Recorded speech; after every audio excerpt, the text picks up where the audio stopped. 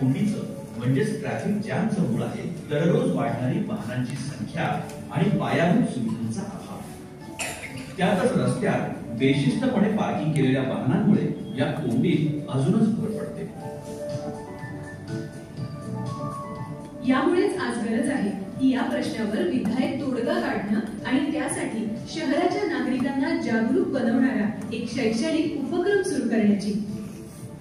बरेचदा शासकीय अधिकारीही नागरिकांच्या सहभागाचा अभाव आणि त्यांच्याबद्दल असणारी एकूण अनास्था यामुळे हा प्रश्न सोडवण्यात अयशस्वी ठरतात.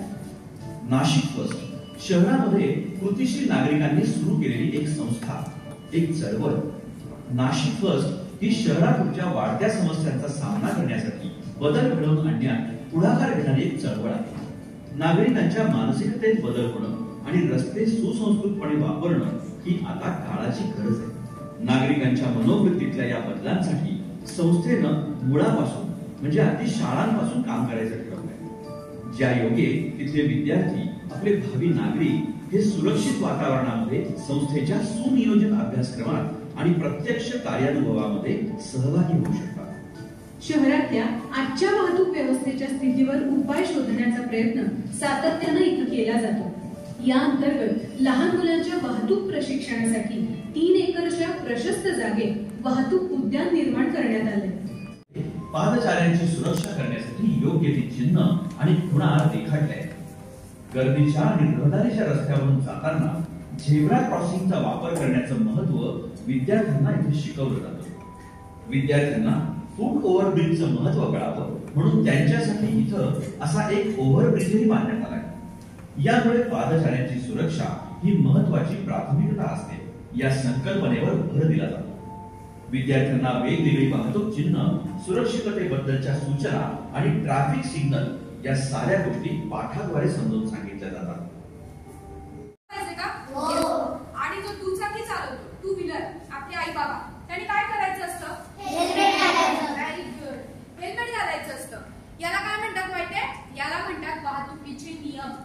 ठीक आहे, वाहतुकीचे नियम कमी जास्त प्रमाणात मुलांना सगळ्यांनाच माहिती असतात, पण ती पाळण्याची मानसिकता, माइंडसेट हा काही सगळ्यांचा नसतो आणि ती मानसिकता तयार करण्याचं कामच ट्रॅफिक पार्क मध्ये केलं जातं.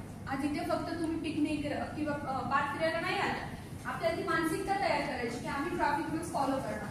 आणि आज तुम्ही इथे जे काही शिकणार मुलांना ते स्वतःपुरतं मर्यादित नाही ठेवायचं. आपले आई वडील, भाऊ बहीण, कुटुंबातील सदस्य, नातेवाईक, शेजारी, स्कूल बस व्हॅनवाले अंकल, ऑटोवाले अंकल, त्यांना सगळ्यांना सांगायचं, कारण ऍक्सिडेंटच तेवढे होत आहेत. संस्थेने शोध घेतला, डेटा समोर आला. भारतातील रस्ते अपघात मुलांना आपल्यासमोर बघा. तर भारतातील रस्ते अपघात, बरोबर, ठीक आहे, आपल्या भारतात दरवर्षी 5 लाख अपघात होतात. 5 लाख किती होतात? 5 लाख अपघात होतात. 33 लोक जखमी होतात आणि 1.5 लाखाच्या जवळपास होतो लोकांची पिणार तुम्हाला. त्याच्यानंतर गाडी चालवायची. आता आपला आणि आपल्या पालकांचा जीव धोक्यात घालायचा का? नाही. आता आहे आमच्याकडे सायकल, आम्ही सायकल चालवून मस्त एन्जॉय करणार, पण हेल्मेट यूज करायचं. आले लक्षामध्ये? Yes, very good. तर नाशिक शहराचा डेटा आहे मुलांना आपल्यासमोर. ऑफिशियल डेटा गव्हर्नमेंट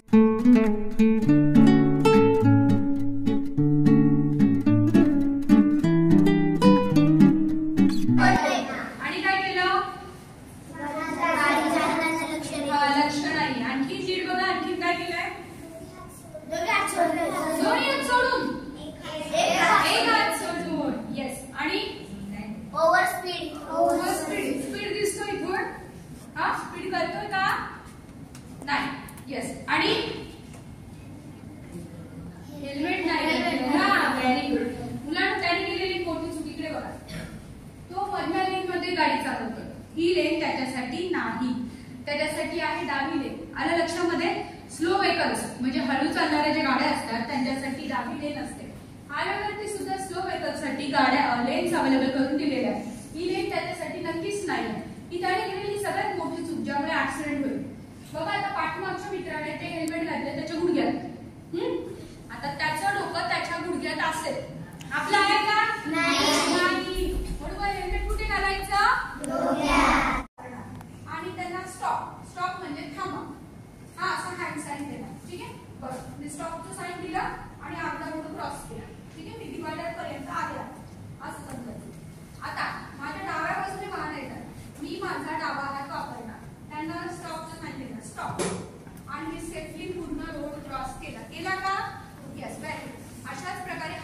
मध्ये द्यायचे आणि पूर्ण रोड क्रॉस करायचा.